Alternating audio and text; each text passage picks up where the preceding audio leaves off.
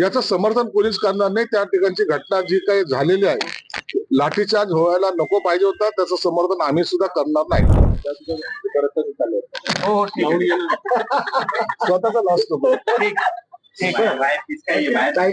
चला झालं का? बँकेचा अध्यक्षपद शिवसेनेला मिळणार आता जवळपास निश्चित झालं। खऱ्या अर्थाने आज भाजपवर सर्ची केली अशी चर्चा सुरू झालेली आहे शिवसेनेला, काय सांगा? संभाजीनगर जिल्हा मध्यवर्ती बँकेचं अध्यक्षपदाची आज निवडणूक होते। ही बँकेची निवडणूक आम्ही महायुती म्हणून लढलो। त्याच्यामध्ये शिवसेनेचे 9, भाजपचे 7, राष्ट्रवादीचे 2 असा आमचा बहुमताचा आकडा आम्ही गाठलेला आहे।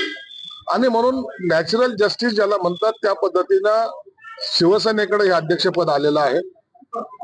2 वर्ष शिवसेनेचा अध्यक्ष पहिल्यांदा राहील, 2 वर्ष भाजपचा राहील आणि 1 वर्ष राष्ट्रवादीचा राहील। म्हणून कुणी कुणावर कुरघोडी केली नाही। तर जस्टिस ज्याला म्हणतात तो जस्टिस देण्याचा प्रयत्न आम्ही केलेला आहे आणि पुन्हा एकदा दाखवून दिलंय की आम्ही माहिती म्हणून ही निवडणूक लढतोय। संसदेचं अधिवेशन चालू आहे, डिलिमिटेशनचं बिल येणार आहे।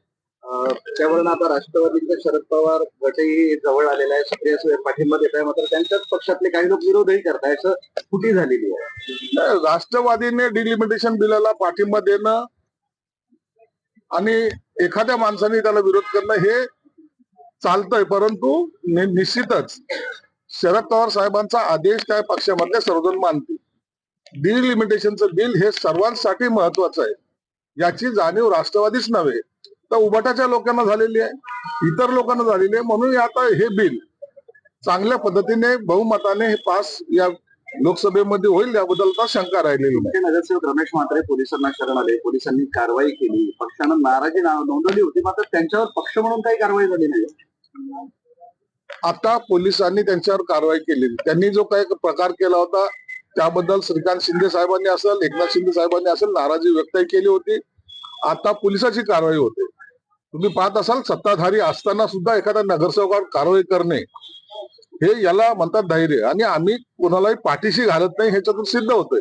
म्हणून आता याच्यानंतर जी काही कारवाई करायची असेल ते एकनाथ शिंदे साहेब करतील। विद्यार्थ्यांचं आंदोलन सुरू आहे, सोनम वांगचुक उपोषण सोडलं, लाठीचार्ज झाला, विद्यार्थ्यांवर दडपशाही सुरू आहे, अशा पद्धतीचा आरोप राज्यातलेच विरोधी नेते करतायत। थोडक्यात उद्धव ठाकरे, राज ठाकरे विद्यार्थ्याचं आंदोलन हे शांततेच्या मार्गाने चालू होतं आणि तिथे सुद्धा वांगचुक जे उपोषणाला बसले त्यांची तब्येत खालवल्यामुळे हायकोर्टाने जे काही डायरेक्शन दिले त्यानुसार त्यांच्यावर आता वैद्यकीय उपचार सुरू आहेत।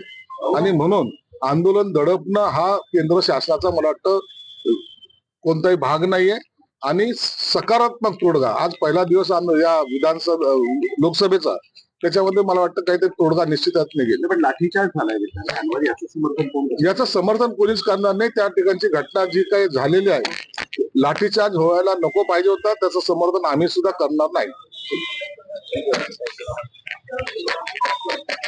सचिन सर को थोड़ा